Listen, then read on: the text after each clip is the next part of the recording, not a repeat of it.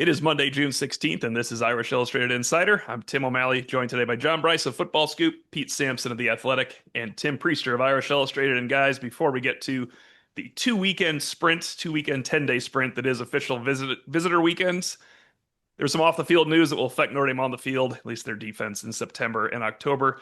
Defensive end Jordan Botello, off-campus injury, workout injury, torn pectoral, similar. We are told similar to Charles Joggis suffered that in early August. Probably could have played in mid-December, December 21st. So Tim Priester, best case scenario is you get Batello back for that stretch run, November, and you hope it's not a 4 or 5 game stretch run, but a 6, 7, or 8 game stretch run. Yeah. I mean, horrible for Jordan Botello after what he had to go through coming back from the injury suffered in the Purdue game. I like you guys, I'm sure. I mean, you immediately from the outside looking in, because we're not part of the team per se.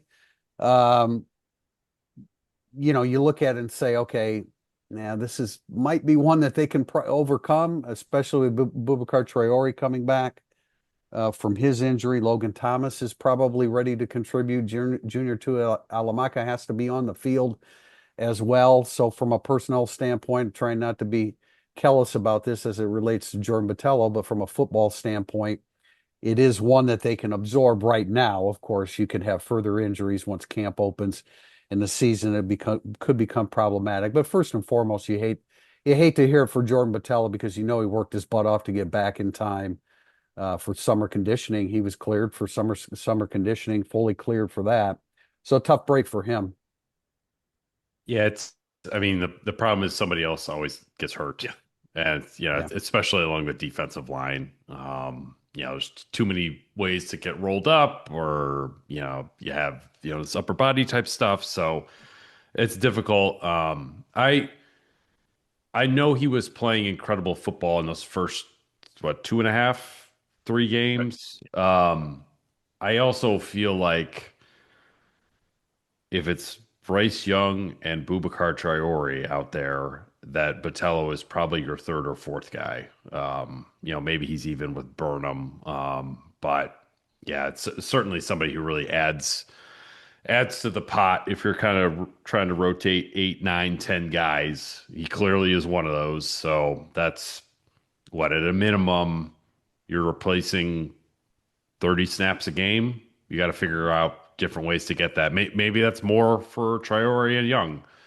Maybe it's more Logan Thomas. But but I think Batello is definitely such a value add for what they're trying to do up front. And he's a guy that had continued to emerge as a leader. We started to see glimpses of it last preseason camp and early into the season before his injury.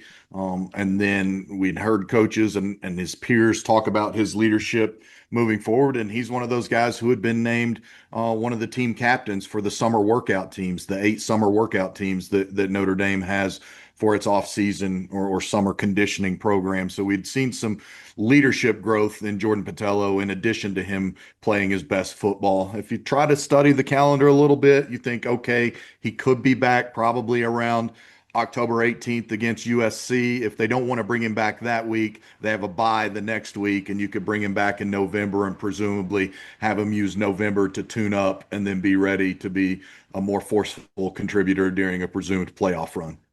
Yeah, it's just tough because I know he's cleared, but he's still recovering from the torn patellar tendon too. It's not like he go play football tomorrow. He wouldn't be able to play football tomorrow. Being fully cleared means you can practice. It's not like you go out there and play against Miami and Texas A&M.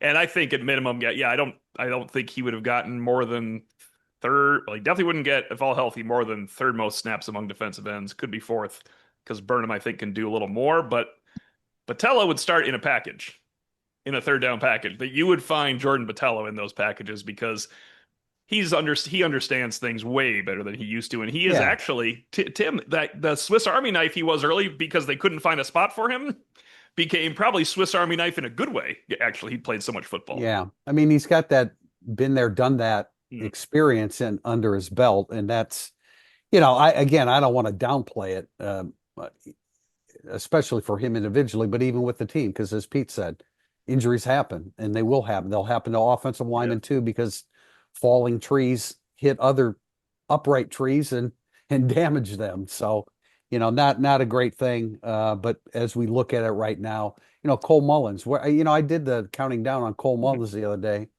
Is he a tackle? Is he an end? I mean, I kind of left it open-ended because we saw him at one spot in the blue gold game. We saw him at another spot before he was injured last year. So I don't, and he was a defensive end, an outside linebacker defensive end in high school. I'm probably digging a little too deep into the depth chart right now, but that's another body that could play that position too. This was the biggest weekend this past weekend for the summer for official visitors. We talked to Eric Thomas, and of course, there's still a smattering of visitors coming the 17th through 19th of this week and a little bit on the weekend. So we think next week is a good time to do the full wrap up of official visitor 10-day sprint at Notre Dame. But I think one guy we could talk about that everyone took notice would be 5-star wide receiver Joey OBrien. Because normal 5-star wide receivers need a lot of polish when Notre Dame's looking at them. He would need less coming in than the last borderline 4-star, high 4 stars, and true 5 stars. Guys? I mean, Yeah, I mean, it was not just the biggest official visits weekend, recruiting weekend for Notre Dame of this cycle, but talked to some folks on campus who said it's literally the largest official visits weekend in the history of the program. They had 21 official visitors this weekend who started arriving as early as Thursday evening and who joined campus for the weekend. A lot of commits, but some other high priority targets. Notre Dame feels like it's hitting its stride. I think they made up ground, not just with him, but in talking with people, it looks like the Caden Finley kid is another guy that they've made some ground on. He's out of Texas now. It's hard to get a Texas kid out of Texas if Texas prioritizes you, or right now the way that Texas Tech is spending money. But again, this is a really big weekend. It's a really big stretch for this group, and it's a different time frame on the calendar this year. I would remind, it goes dark a little bit earlier this year in recruiting, right around June 23rd-ish, 24th, something like that. And then you don't have the last week of July for camps. That's a change to the schedule. You were in recent years allowed to begin having some on-campus camps that last week of July. July is completely dead in that regard now on the NCAA calendar. yeah, on the hard to get guys out of Texas who Texas wants. Also, if their dad played at Texas, that makes it even more difficult. So that would be your Finley situation. Right. Yeah, I know OBrien, announcing Friday, I believe, June 20th. So he has been like, I mean, I've seen like Clemson, I've seen Oregon, obviously Notre Dame involved in there too. It would be, I feel like if it comes down to Oregon or Notre Dame, I would like Notre Dame. If it Clemson, Notre Dame, those are much more similar types of programs, in my opinion. Maybe that would be more of a toss-up, but certainly sounds like they put a great foot forward with him over the weekend. And yeah, if you can get somebody like that, polished or non-polished aside, like big kids who can run, Yeah. I like every time. They always are better than little kids who can run, which O'Malley could tell you about from flag football this year. Cade Finley is, I think, it's just a sensational prospect. And to what you're saying, Pete, a term that I always use, the physical maturity. That kid does not play like a high school player. He has a college player's physical maturity. The guy I did a film review on this weekend, thinking that he was going to pop for Notre Dame, and I still think it will happen. I think everybody else still does, is Preston Frizzell, the tight end, who's listed as a 3-star. I mean, I'm hearing rumblings that he may have already committed to them, but whatever. I think he's a player that kind of hits you subtly on film. I'm not sure that right away he jumps out at you on film, but the more you watch him, again, there's a body language there that says, I'm a college football player. Great hands. The only thing that I saw about him that was a little bit inconsistent was blocking, but then when he blocked well, he knocked the crap out of people. So that, I mean, that's muscle memory. You're capable of doing it. He's not an attached tight end, certainly not at this stage of his career to become that, perhaps, but the pass catching ability of Preston Frizzell is really, really outstanding. You guys mentioned hard guys to get out of Texas. Finley has a official visit to Texas on June 20th. That makes it hard to get him out of Texas as well. One more from Eric Thomas, because I wanted to use his word or his phrase. He said, thought ND surged a lot for Devin Fitzgerald, son of the greatest hands in human history. So if you did not know who Devin Fitzgerald is before listening to this, you should now if you watch college football, because it's hard to argue with that. Larry Fitzgerald or Chris Carter, right? What else can we say about the greatest hands in human history? And Pete mentioned Stanford being the other favorite there with Fitzgerald. Is that's talk about like schools and a hard pull. Mm-hmm. Yeah, I mean, Using Brophy Stanford. Prep, NFL dad. That feels like it's basically done. Yeah, that Stanford's so god awful as I go through the first rate summer series that They could promise something for you, is what you're yeah, saying? well, It's no, like it's losing got- a kid to Stanford when it was coached by Walt Harris. yeah. I mean, like, yeah, it was one thing to lose to Stanford when they were averaging, 11 and a half wins a season, but to lose to them now, I'm pretty doubtful that would happen. Two former Notre Dame players on the official 2026 College Football Hall of Fame ballot, Manti Te'o and Todd Light. I looked through this about 10 days ago before it was official, and you figure Mark Ingram, Cam Newton, and Robert Griffin are Heisman Trophy winners that are on this ballot. It's hard to jump them. And Ndamukong Suh, if you're going to talk about defense in the last 25 years, and James Laurinaitis, a 3-time consensus All-American. That makes it hard for Todd Light, but Manti Te'o's 2012 season, he wasn't on the first ballot. This is the second. This could be Manti's year.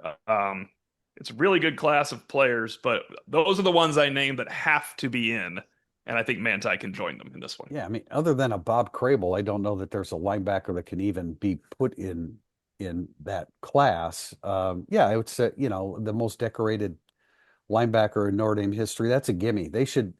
He should skip the process and just go to the ceremony inducting him. It's hard. It'll be hard for Todd Light, I think. It's not. Todd Light's been on the ballot before. Yes. And Manti was on last year. Manti was on before. Last year, yeah. But the Heisman Trophy winners and Suh, that's tough to. But when you read up about James Laurinaitis' career, I mean, I knew he was excellent. Well, how many guys normally go in 3-time consensus All-American? Yeah, that's ridiculous. Yeah. How many? What's the normal amount that go in per year? It's a sizable number. So yeah, I don't think they have a cap. Yeah, it's pretty number. So, even with all those guys, Tim, I mean, especially since Manti has already been on the ballot.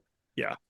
It's only a matter. What I find interesting is Aaron Donald's on the ballot, but can you completely remove Aaron Donald's NFL career when you're trying to vote, considering he just retired from the NFL and you remember him being one of the greatest defensive linemen of all time? Wasn't he really great in college too? He was, but not as good as that. Suh was better. Steve Almar just blocked him right off the field. So I was about to say he wasn't that good against Notre Dame, if you recall. So there was the guy with the greatest hands in human history was though Larry Fitzgerald. Did I ever tell you? I think McGlinchey told me this. There was basically a running joke in the NFL of how do you block Aaron Donald? Just call Steve Elmer off, sign him to your practice squad and activate him that week because he'll take care of Aaron Donald. Then you can cut him the next week. Elmer was after he lost his 100 pounds too. Yeah. Tim Priester's first rate series is well underway. Today is the wide receiver tight end edition. Unlike running back, which was not controversial at all, this one is going to mirror the quarterbacks when Tim Priester and Phil Steele, by the way, had quarterbacks in 9th. Tim Priester had them 8th among Notre Dame opponents. Wide receivers, tight ends. Anybody listening, if you want to have some bad radio, go ahead and guess where Tim Priester had them. He has told us. First, Tim Priester, explain yourself. When I look at the quartet of Fields, Greathouse, Pauling, and Faison, I don't think anybody has a better 4 than that. They're now beyond that, a lot of guys have to prove themselves. I think we all think, me not quite as much as Pete and maybe you guys, but I think Eli Raridan is certainly in line to have a fine 2025 season. But when I looked at it, and Phil Steele actually, I looked at it afterwards, he had USC 1 slot ahead of Notre Dame. I think he had Notre Dame 13th among wide receivers. I don't know if they actually include tight ends, and they had. I think he does. It's hard 14th. To do tight ends only nowadays. Well, You he know? doesn't have a separate category for tight ends, Yeah, so I yeah, so assume he that probably does. it's like I interpret it as or say it as pass catchers. Yeah. And I mean, I think that that four is as good as anybody has. And On the schedule, of course, you're yeah, talking. yeah, Yeah, on the yeah. schedule. Yeah, I wouldn't put him number one in the country, but um, I look at Lemon and Lane from USC. I think that that is a sensational duo. I love Mackay Lemon last year, and then Lane scored 3 touchdowns against Notre Dame.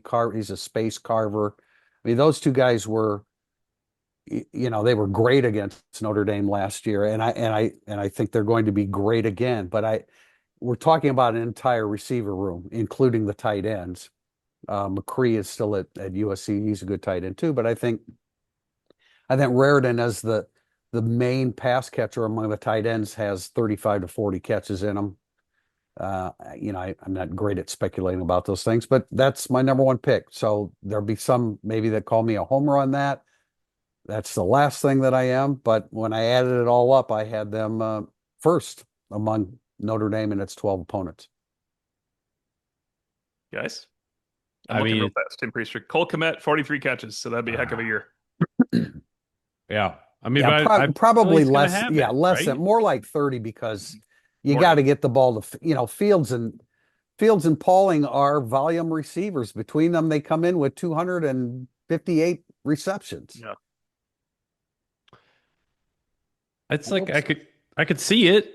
I mean, I feel like it's like a collective projection on like four guys, right? Like, but if you got those first four guys when you went Raritan, Fields, Pauling, Greathouse, if they all hit, and I feel like I don't know, probably three of the four will, then it's a good group. Like I Well, don't think it's a deep group by any means, no, but well, like the at the fifth is top, Faison. it's The fifth good. is Faison. So, Yeah, Oh, which including Raritan. Yeah. yeah, I mean, I feel like Faison is the guy I feel like Faison in theory is good, but just has not been around to do it. But well, he's like, got to get stronger. That's my big thing this summer. He's got to get stronger to be a better lacrosse player. He's got to get yeah. stronger to break tackles. I saw Faison today when I was picking up my daughter, Yeah. actually. Yeah, industry comments. Did he He looks look any stronger, Tim. stronger? He said I got a lot stronger, tell Tim. Okay. But no, Yeah. he didn't mention it. How Tell are his Priest- ankles? Tell Priester get off Because my he ass. breaks ankles, but he also sprains his. So. Yeah. He was sitting down. I know this is.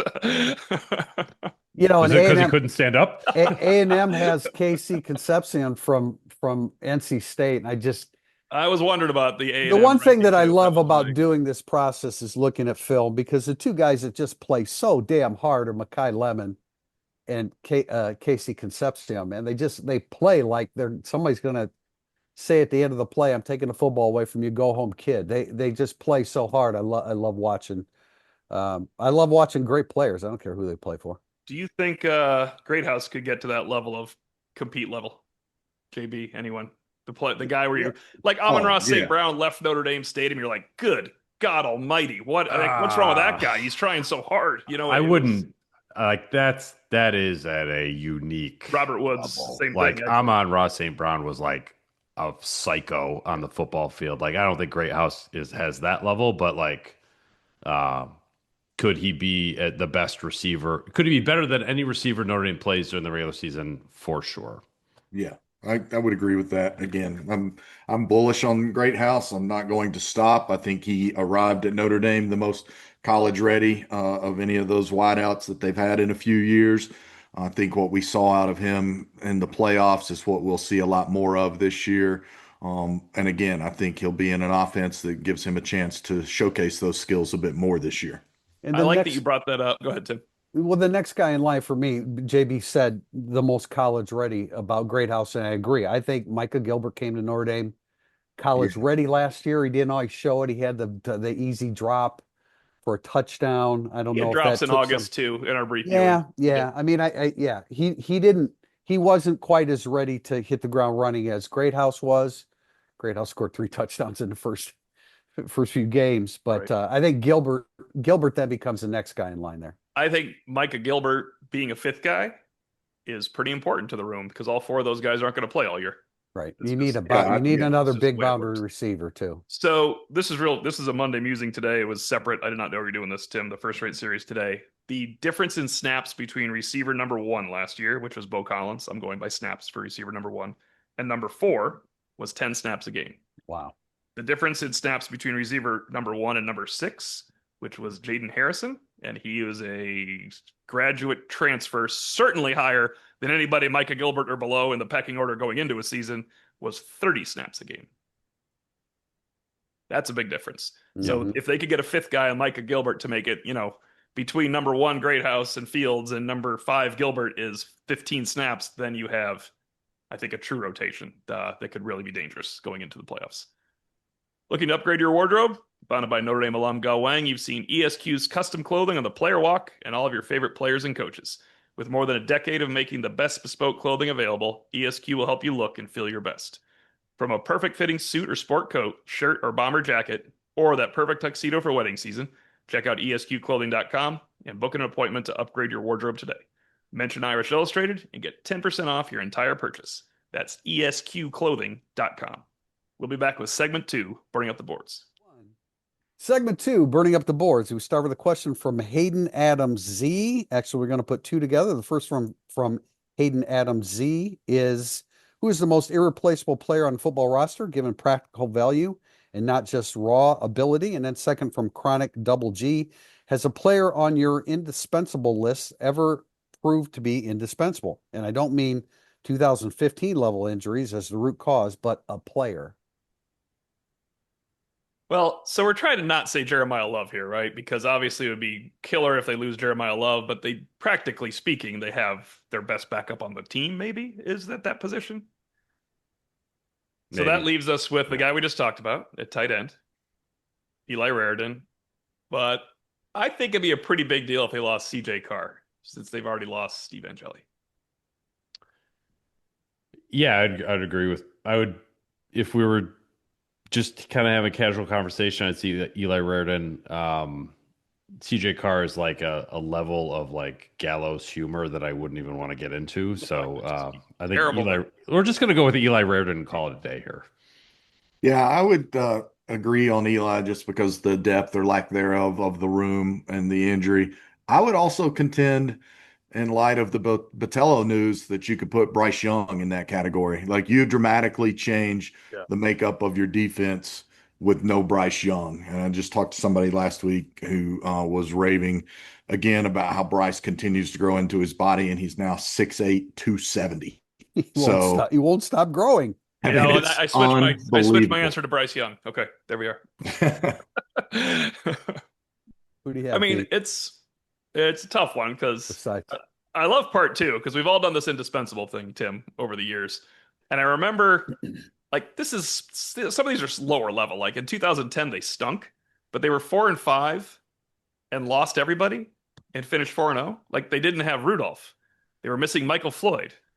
They were missing their starting inside linebacker. They were missing their starting nose tackle and Ian Williams, who went to the NFL. They were missing both Armando Allen at one point. And when you're missing all these guys and then you win 4-0, it kind of shows you no one's indispensable. But they also weren't playing Ohio State, so you got to look at it like, who can they not beat if you lose someone? Is there someone indispensable you remember? You're like, oh, season's over, and it really was. yeah. Well, I agree with Pete about Carr, and then I'm not going to talk about it anymore because we shouldn't talk about him getting injured. But I mean, it's easier that way. As confident as you can be in a quarterback that's never played, that's the confidence that we have in CJ Carr. Kenny Minchie, I'm sure would compete his butt off, but I don't know that I don't think his ceiling is as high as Carr's. Raridan's a gimme choice for this question. I think Ty Washington, from a blocking standpoint, will prove just fine. Will be very effective. They need that asset as we go into the summer here, waiting to see exactly what he is, because he wasn't an early entry guy.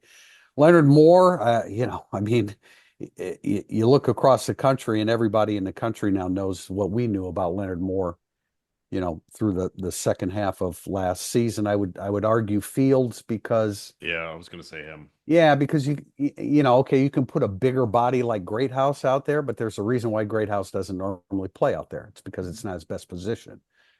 Cam Williams isn't ready to play that position. So I could argue for him as well. JB, I think the choice of BY is excellent. He's just going to be absolutely sensational. I think they're going to have a difficult time taking him off field this year. I mean, Yeah, last year lost so many guys and bounced back. That's why I like the second part of that question. Is there somebody really irreplaceable? Yeah, because I think we would have gone into last year, like if we were answering this question on July 28th last year, and aside from the obvious being Riley Leonard, I think a lot of us probably would have said Charles Jagasa because we would have felt Yeah. like Riley Leonard would have had to have that guy protecting his left flank. And he proved replaceable until Knapp went down and then Jagasa was able to step back in or they slid the pieces around or whatever. So, yeah, it's interesting when those things shake out. It usually I think centers around a quarterback and a quarterback getting injured and he being the individual that proves irreplaceable for team XYZ.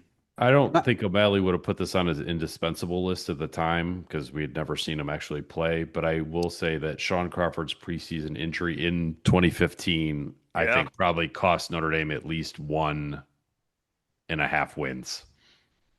Because I think Yeah, he he would was have that changed, valuable like to him.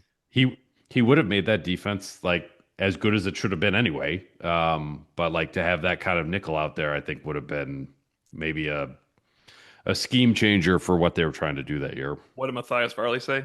It took him about 5 minutes to beat me out at nickel. Yeah, That's senior Matthias Farley. right. Red shirt.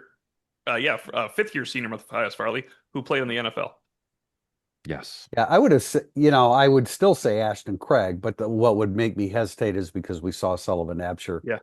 Yep. show like, okay, it looks like he can play that position, but you still want Ashton Craig. That's your NFL center, potentially NFL center, and you want him up and running. The more you think about how last year transpired, and you lose Traore, and you lose Craig, and you lose Batello, and you like, how in the world did they win 13 games in a Yeah, row? it was the worst since 15, and in 15 they finally broke. It was Kavari Russell finally broke them for the Stanford game. He could have helped. He could have helped them win Yeah. that Stanford game, 38-36, but that was the breaking point. Irish Gambler almost got himself banned for this first sentence, but then he redeemed himself, totally redeemed himself with the rest of it. In honor of Father's Day, Pedro Martinez famously said, "Just tip my hat and call the Yankees my daddies." What runner streak or runs of stick with you? For him, 1997 to 2001, losing to Michigan State was brutal. He says on the plus side, 87 to 90 run against Michigan was glorious. And of course, the long USC run both ways, Notre Dame, and then USC paid them back. You guys can use any sport you want, he says. What runs stick out to you? Oh, I didn't actually see that. You guys go first because I'm going to pull one out from the way back that So none of you it's were born for. I think it was on yeah, I don't know which podcast it was on, but you guys were talking about like games in the stands that you'd watched. And the first Notre Dame game I actually watched in the stands was 1998 in East Lansing. And the second Plaxico. Notre Dame game I watched in the stands was 2000 in East. No, I'm sorry. It was 90. Was it 2000? 98 was Plaxico, and 2000 was Herb Haygood's fourth down. Yeah. Herb Haga. Gary Scott maybe was involved in something. I can't remember. But anyway, I was in the Michigan State student section for those, and it was a really good time. 42-3. Plaxico Burris's team was ahead Yeah. of Notre Dame after they beat Tom Brady in Michigan, by the way. That's some pain right there. I'm doing some math. Somebody else talk. All right, Boston College is the really weird one to me. Speaking of who's your daddy, because BC beating ND from 99, there was years off. Charlie Weiss's first 2 years were off, which ruins this because they kept the streak going. So 99 and then also into 2007 without the two Weiss years. That is the throwing of Eric Olson, of course, one of those games in 2007 when he was used as a projectile by BJ Raji. But in 2004, I flew up from Atlanta for the Notre Dame BC game. BC was regularly beating Notre Dame. They beat him in 99, 2001, 2002, 2003. In 2004, came back to beat Notre Dame. And they were chanting, of course, because this is 2004 during the Red Sox Yankees heyday. Who's your daddy? The BC fans in the south end zone with the loudest chant of all. And I thought to myself, wow, that's actually accurate. This is pretty bad right here. BC can be a tough place to play when you're not playing well. No, yes, it can. I mean, think of it like the 98 game, Deke Cooper saved it. They would have lost that one. Oh That my was God, one of the with best hits Deke of all Cooper. time for Notre Dame. There was another, that streak would have gone on forever. Yeah, tremendous. I think I can. But well, part of the BC thing was Bob Davie being the head coach and yeah. But 1982 to 1985, Jerry Faust lost to Air Force 4 straight years. Yeah, it's awesome. Three of them by double digits. I love that one. It's so crazy. I got a question we're going to save for the next podcast, Tim. Somebody asked me a question about the 1982 season. I'm going to ask you, but we will move on to that for next one. Because I look back, I didn't know the answer because I was 9, but I look back, I remember being at one of the games. And I'm like, yeah, how did they lose this game? So we're gonna bring that up next time. No prep. I'm gonna hit you blind with that one. Okay. Oh, that's not good when you don't like that one. blind. I'll give you prep. So in general on this question, I really enjoyed this tandem of questions or whatever. From a big picture view, it has to be stunning for everyone everywhere that Michigan has beaten Ohio State 4 years in a row, and especially this most recent Michigan team. I mean, it's truly befuddling. I cannot. And then also from afar, like Steve Spurrier absolutely owned Georgia for so long that he got multiple Georgia coaches fired. It was unbelievable. The Braves absolutely suck out loud against some of the worst teams in Major League Baseball right now. And I don't have the stats in front. Oh, the Padres, which the Padres are pretty good this year, but the Padres have some incredible run going on against the Braves that once again is case to revisit Snicker as manager. And then the one I was doing the math on, which is just amusing. And Georgia's in its heyday right now. Georgia has an 8-game winning streak over Tennessee right now. And they've won those 8 games by 199 points. Oh my God. They're beating their ass by 25 points a game every single year. So, which is, again, Kirby Smart is the consensus top coach and top program in college football right now. But those are a few that came to mind. But the Georgia one over Tennessee makes far more sense to me than Michigan beating Ohio State 4 years in a row when you look at how much talent Ohio State has had during that time, and especially this last team. I'm sorry for this segment, but I have to do it because I was looking up something else from Spurrier. These are 3 Spurrier quotes, okay? This will be the 14th time I've coached in Neyland Stadium. I've coached there more than most of their head coaches. Other one, talking about playing Georgia early. I don't know. I always sort of liked playing Georgia in that second game because you could always count on them having 2 or 3 key suspended players. And of course, when Peyton Manning came back and he said, Peyton Manning wants to be the first 4-time MVP of the Citrus Bowl. Because you can't spell citrus without UT. Spell citrus without UT. It's absolutely incredible, and we need a little bit more of that. Don't forget, I believe he's also who coined the term "Free Shoes University" in regards to Florida State after their whole Dillard's incident. He also said when there was the library burned at Auburn, that the real shame is that not all the books were colored in yet. All right, Steve Spurrier, thank you for this mid-June podcast diversion because you're a funny person. That is tremendous stuff. We got a question from Philafel, an annual question for TO and TP. Having entered into the summer, how does the 2025 defensive back room compare to historical DB rooms for Notre Dame football? And how does it compare to 2025 college football playoff contenders? What's that? He notes 93 is his favorite year for Notre Dame. Oh, is it? Okay. Yeah, 93 comparison for this DB group for Notre Dame. I mean, they're not better on paper right now than last year, right? Because you had Morrison, Watt, the returning defensive MVP of the country, plus Morrison, plus Schuler was the guy coming in, or Hurd. And Christian Gray we loved. So there would be one guy short maybe of last year. If you're going, I'm going on paper. They could be better than last year. I'm just saying on paper, they're one guy short. But they're better than the other 2, right? I love that Cam Hart, Benjamin Morrison coming back for, I'm looking at 2023 here, right? At 2023, that tandem when Morrison already proved himself, those guys were going to be great. But we didn't know Watts was anything compared to. I mean, they had Watts and DJ Brown, and I don't mean to group them, but Yeah. They were the two. You said Watts and DJ Brown are the starters, and that didn't move the needle. Not the No. time. No. Not at the I mean, time. 2018 was a really good starting four. Right. We found out not five, of course. Yeah. That should be later in the year. And I mean, I feel like that season we were writing like, this is the best Notre Dame secondary since like '02. Right. Like, I don't know if there, Neither one of them had a nickel, right? yeah, I don't know if there was a good secondary between those groups. That comes to mind. Yeah. I don't know. I mean, you guys can speak better than I don't know, the 93 group. I don't The think 92 and 93 group. that's that was like, There's that's pros crazy everywhere. talk. Ridiculous pros all over the place. I mean, First round picks at every position. Like, Yeah. well, they moved Willie Clark away from defensive back, and he became a fourth-round pick. They moved him to running back, and he became a fourth-round pick to play defensive back. yeah. I mean, that's what are you doing that with? Oh, I can't say his name because he's always on every podcast. The other sophomore cornerback that we talk about all the time.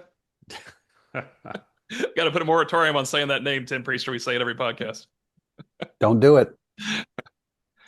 Yeah, that's a good question in terms of college football contenders. I mean, Texas, Notre Dame would be at the top of everyone's list at this point, right? And of course, Caleb Downs is back at Ohio State, which gives them the leg up on, like if Notre Dame had Xavier Watts, you could put them ahead, but you have Caleb Downs leading that Ohio State secondary.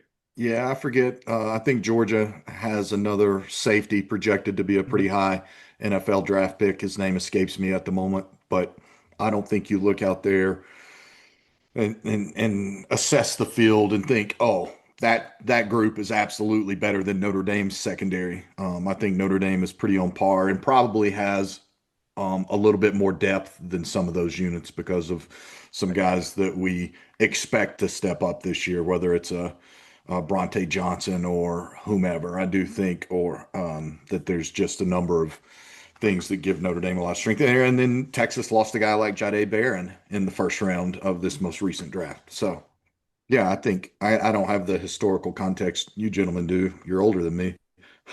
But I do think that this is an excellent secondary and very much a playoff contending secondary. Yeah, I'm multiple first-rate stories away from evaluating the DBs, but I'm here to tell you Notre Dame's going to be number one on their schedule. Yeah. And I don't think anybody's really close. Who did I?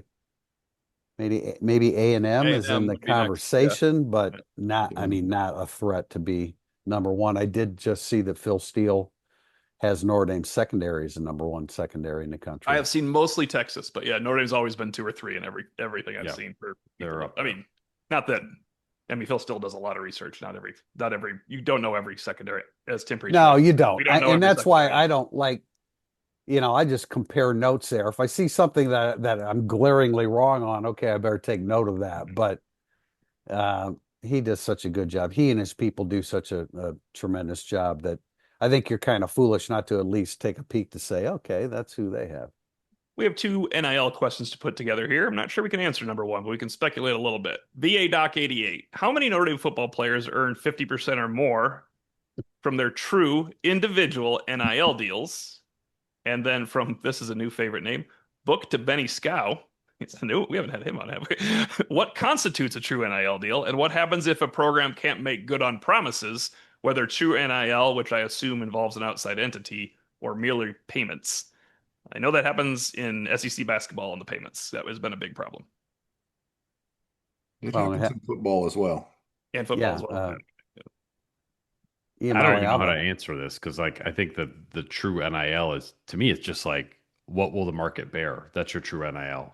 I think people get hung up on goods and services exchanged in the world of true NIL. Yeah, it's not all Mission Barbecue, right? That's not where we're. Yeah, but I think that's sort of how people see what true NIL is, and it's not what was Riley Leonard making $1+? Was that true NIL? And Right. do you even really care? Right. No, I don't. You think, don't. I think most people realize that there's a payment scale. Otherwise, you can't get everybody paid on the team if there's not a payment scale. Yeah, How's your backup left guard going to get an NIL deal? It's pay for play, Right. which is fine. The guys who play more get paid more. That's okay. Yeah. I would agree entirely with that. It's been a de facto revenue share already, if you want to call it that, pay for play, revenue share. And that's experts saying that. That's Kirby Smart saying that from SEC meetings a couple of weeks ago, that we're in a pay for play era. That's the commissioner saying that. That's NCAA staff saying that last month when I was at DFO meeting. So it's a pay for play era. There's not, Jeremiah Love is not getting $2 million from Mission Barbecue and Dick's Sporting Goods and whatever else right now. Like that's not happening. So what constitutes a true NIL deal would be like one of those people, or a Verizon or a T-Mobile or whatever, identify, or like Bryce Young and Caitlin Clark, or those people that have had national Dr. Pepper or Allstate insurance commercials during their collegiate years. Yeah. Those are true NIL deals that are being brokered because they see value. Those companies see value in those athletes, not because collectives see value on behalf of the university they represent and convince boosters to see value and call it an NIL deal. That to me is the glaring difference there. And like Jeremiah Love stuff with Dick's, or when Audric Estime was signing autographs at Dick's Sporting Goods or whatever, Right. those are more genuine NIL deals. Mission Barbecue. Those are There's genuine. some of that. Tyler Yeah, Buckner signed autographs when Notre Dame was kind of dabbling in this in 2022. Before he started, he was autograph signings. That was NIL money coming Correct. in. When Yeah, I I see Bo Collins at Martin's last year with a Notre Dame handler at the roof sit, that's a charity event. I don't think Bo Collins and the Notre Dame handler wandered into Heritage Square in Granger and saw Martin's. I'm pretty sure there was some NIL payment for him being there for that. Like, when you see them in the community, sometimes they're being paid to be in the community now. Yeah, but that's like true NIL. No, it is. Yeah, you're being asked to go to whatever place to throw out the first ball. Riley Leonard did that at Dick's last year. I think Jack Swarbrick would admit how naive he was when it all began, and he was angry. This isn't NIL, it's pay for play. Yeah. And I think he would, like you guys, I think he would say, okay, well, that's what it is now. But that was not it. That was always Notre Dame's original intent. But of course, I'm sure the SEC went, let me see here. Big Ten, look at what Ohio State and Michigan have done. Like, yeah, the SEC might have preferred to keep it the old way. Like I said, church offering plates. And right. No, I mean, no one in their right mind, no one in the world can argue against true NIL. If your visage is on a video game, well, that's why I tweeted out the picture of Drake Bowen on the billboard in South Bend. It's like, oh my God, there's NIL. Give it to him. It's working. Like that. But that was 20 years ago. They should have let that come in, and we wouldn't have this. Well, that's true. Irish from A2. I like this question because I did research on it in the past. In his 3 years as head coach, Freeman has shown his teams get up for big games against ranked teams, generally doing a good job of showcasing their strengths in the game plan. Bryant Kelly's teams, on the other hand, had a bad tendency of getting exposed in big games, looking shell-shocked. First of all, is this fair? And second, if it's fair, why do you think it is? 2 reasons he put down: is there an uptick in talent for Notre Dame? Pretty obvious. Or the good part of the question, were those best teams BK played more talented than the best teams Marcus Freeman's teams? It's coaching. I mean, Marcus Freeman's inexperience as a coach is, I think, what contributed largely to losing to the Marshalls and really bad Stanfords of the world. His ability to get a team up for a game is proven. Yeah. BK, I mean, I always cringed that all he does is beat the teams he should beat. That's why he had 3 undefeated seasons and went to the playoffs twice, or 3 times really, the national championship in 2012. But you got to do both. I also think it's just human nature that you're going every team, even the Alabamas, even the Nick Saban coached Alabama teams had games where they played really poorly. They may have found a way to win because they were just better and better coached overall. But human nature is always going to kick in throughout a college football season. We should never be surprised at upsets. We're surprised at upsets when it happens to your team, our team, but it happens all the time. I think looking over this question, I'm glad T.O. Reminded us all this morning, hey, actually read the questions before the podcast, idiots. And that helped me. And so I would say, I do think that Notre Dame has dramatically upticked its talent. Particularly, I've said this repeatedly, the back 7 of Notre Dame is so much different than what it was just a few short years ago. When I talk to coaches around the country, they're always like, they got some dudes now, like that number 27 could play in the SEC or that number whomever. So there wasn't always very much of that as it pertained to Notre Dame, particularly on the defensive side of the ball on the back seven. So I think that's a key part of it. I also think that yes, the super teams that Bryant Kelly played that usually ended some Notre Dame seasons were just flat out better teams and more talented teams than what Notre Dame could offer. Be that 2018 Clemson or 2020 Alabama chiefly come to mind right away. I would throw 2020 Clemson with Trevor Lawrence in there. Certainly 2012 Alabama, 2015 Ohio State. Like I don't think Marcus Freeman is giving a pregame speech that bridges that gap. Even with last year's team. So I don't think it's fair to say that like BK never had the team ready to go in big games. I think they ran into the Ohio State Notre Dame played in the national title game pretty much every time they were in the postseason, and they lost all of them. And those were maybe Marcus would have got one of those games, but I don't know. It's hard to say. BK needed Kansas State. We just recently Yes, talked about that 2017 Miami game. That's a Notre Dame wilt. I think Yeah, that's fair to call that's that different. a wilt. But a lot of these other ones, I think you can go forget our opinions and go compare draft rosters from those teams that sometimes embarrass Notre Dame and look how many kids they had go play pro ball versus Notre Dame. all right. I am eliminating this 16 season because there's so many losses. I wanted to do this as fast as I could, and who really cares what happened in the 16 season? They weren't going to be great anyway. Bryant Kelly through 2017. These are the games he fell behind by between 10 and 21 points before ever scoring a point or before scoring his first touchdown. Michigan, Stanford, Navy, and Tulsa, 2010. USF, Stanford, and USC, 2011. Alabama, 2012. Michigan, Oklahoma, 2013. I can't remember the Pitt game. I tried to do it off the top of my head. I couldn't remember how that game went. 2014, Arizona State, USC, Louisville. It was 17-6. If you want to include that. Obviously, famously, Clemson and Ohio State in 2015. Clemson is, remember, I'm not sure, maybe the bus being late made us play badly because that's really what happens. And then in 17, Miami and Stanford. That is not answering the bell. Yep. So they did come out flat at Arizona State. Yeah. Right?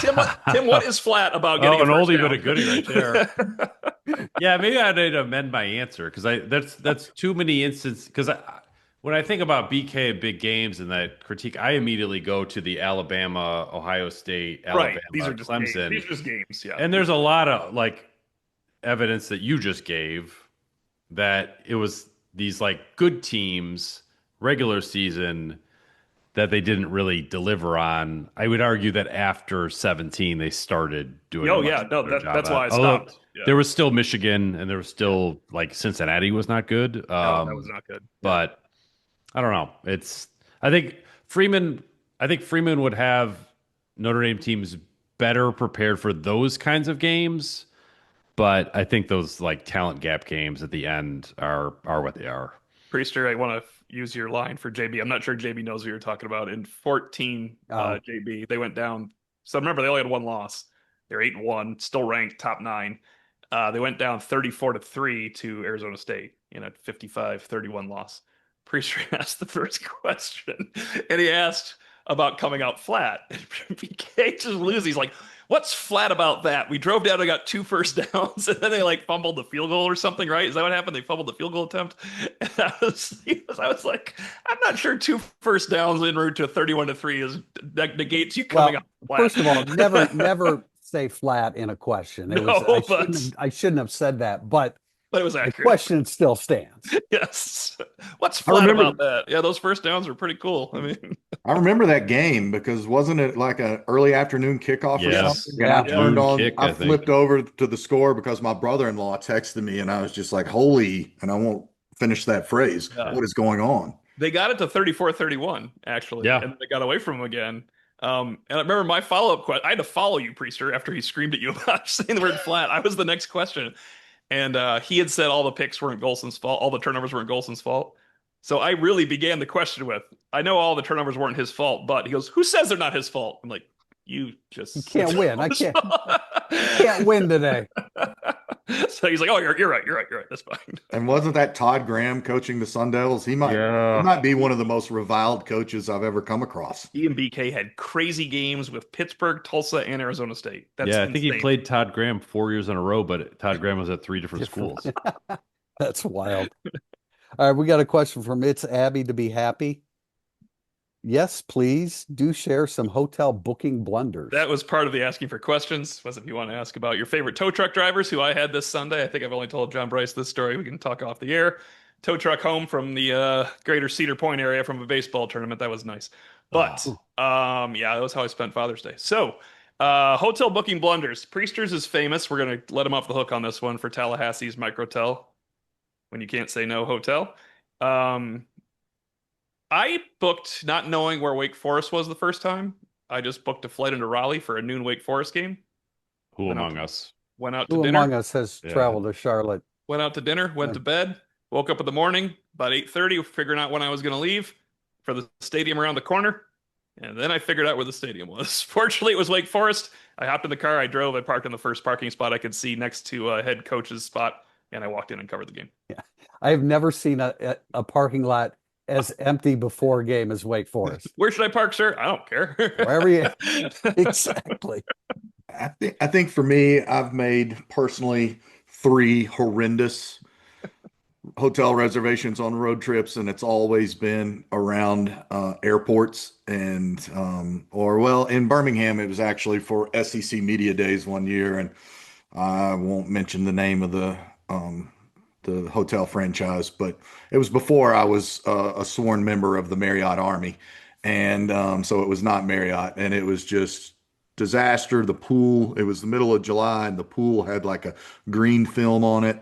There was one outside the airport in Atlanta where I like pulled up and just said, I'm literally not staying here. And I booked it on Hotwire, so I was just out the money. There's an issue right there. Yeah, I was just out the money, and so I ate it.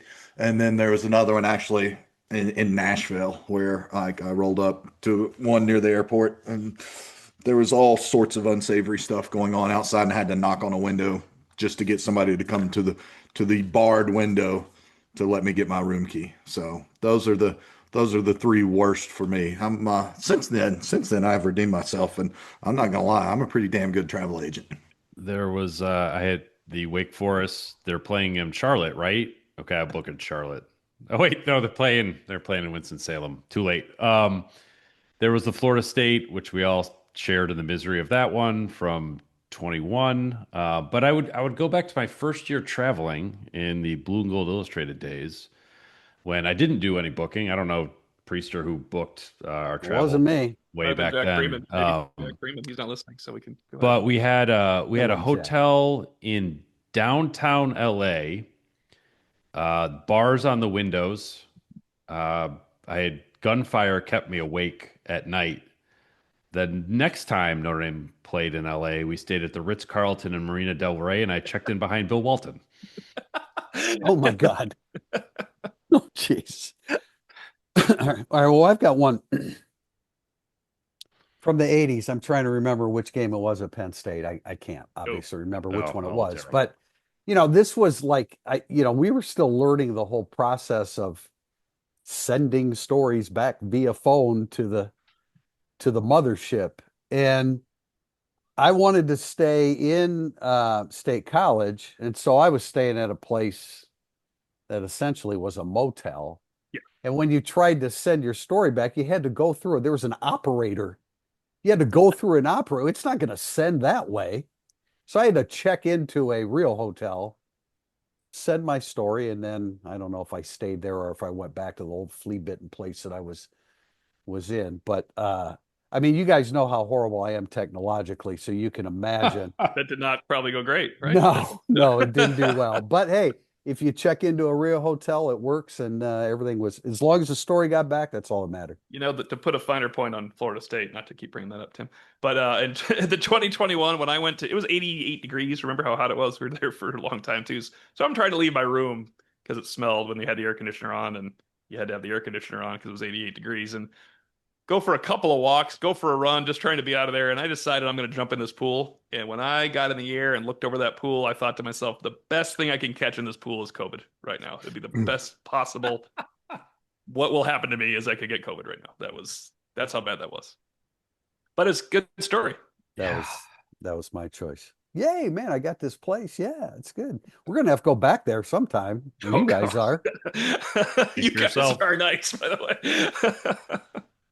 All right, wrapping up here with a couple questions from Very Piratey. What's the most interesting scoop you ever had that didn't end up happening? It's not interesting, but Jack Swarbrick gave me the scoop on Rome that never happened. I was all ready for that one.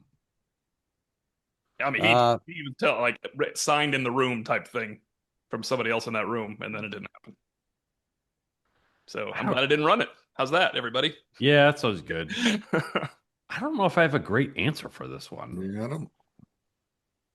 Yeah, it's not. I don't have something that's like just haunted me for 15 years. I think we have.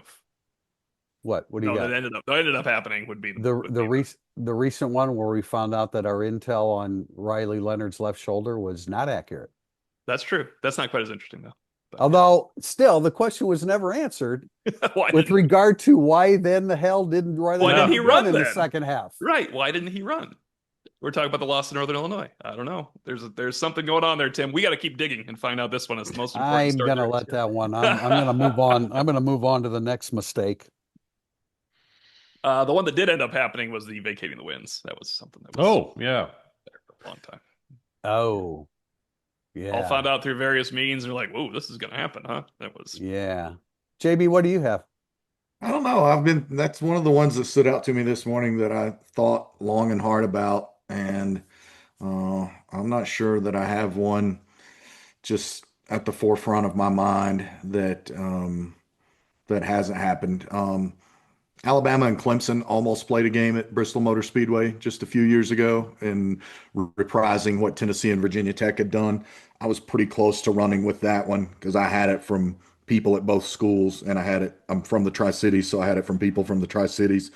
But something happened and that game fell through. So otherwise, I don't have one that just immediately pops to mind. I feel like this might be a lesson that games fall through of all things. These scoops we get, you know what I mean? Yeah. Like, oh, this is going to happen, and then it just does not. That might be the thing that falls through the easiest. Like suspensions and stuff, usually you can figure it out, right? Yeah. Yeah. I think this podcast is running a little long. Am I correct, Jack? No, you're correct. I think it's running a little long. We're going to wrap up with a question from Glass Half Irish. Inevitably, one of Notre Dame's top 10 projected players is going to have a disappointing season. Assuming you guys didn't have CJ Carr top 10 in the countdown, who cannot afford to have a disappointing season? Injuries a la Howard Cross count, but not season-ending stuff like Craig, Traore, Batello, etc. from 2024. Without revealing our top 10, because I don't think he made the top 10, I would say Traore can no longer have a disappointing season. Yeah, I agree. I was going to Leonard Moore, like a sophomore slumpy type of season. Like it does happen. Yes, it does. Yeah. Not predicting it will, but like that would change how we would see the entire defense. I'll bet you $100, Samson. No, I'm not. He's already got his. You owe me. You owe me a bet. Yeah. I think you could. Traore is a good one. Leonard Moore is a good one. I think if you flipped it to the offensive side of the ball, we talk about who we answered earlier today as being how we view indispensable, an Eli Raridan or a Malachi Fields. You can't have Malachi Fields come in and be basically some version of Chris Mitchell or Jaden Harrison last year. He can't even be Bo Collins. Right. There you go. That's true. And I don't think that he is. I think he will be a better catcher of the football. We're not going to see the drops that we saw Collins have. When you guys, I know you've seen him and stuff, but I'm looking forward to seeing him up close catching the football because his hands will swallow the football. And I don't know if that's what Bo Collins' issue was, but I don't see Malachi Fields having those kind of drops. Yeah, I think offensively, Eli Raridan was a great call. That's a great switch to. It'll be bad, right? I mean, because you're probably not getting much production from the tight end position if Eli Raridan has a poor Yep. season. Plus, you want him on the field blocking so he can be a threat. In what, as John Bryce would say, and has made it to our podcast threads, the throw game. You've coined that phrase, by the way, Bryce. It's now all over our message board. That's it for today. It ran long. You're right, but it was. You know why it runs long? Because it was fun, Tim Priester. It's not fun riding in a very long tow truck ride. That's less fun and took more time than this podcast did. You gave me the play-by-play, and it was outstanding. It was. Company So, picnics. I had a very kind elderly or older gentleman who I'll tell you guys, I'll just write the novel on it later and you guys can read it and I'll sign it for you because he told me a lot of things in that long ride. He is on his way to West Virginia right now and he is now an Irish Illustrated fan. Until next time, your next tow truck ride, we plan to be back on Thursday, June 19th. Until then, for Tim Priester of Irish Illustrated, Pete Sampson of The Athletic, John Bryce of Football Scoop, I'm Tim O'Malley. Thanks for listening and watching Irish Illustrated Insider.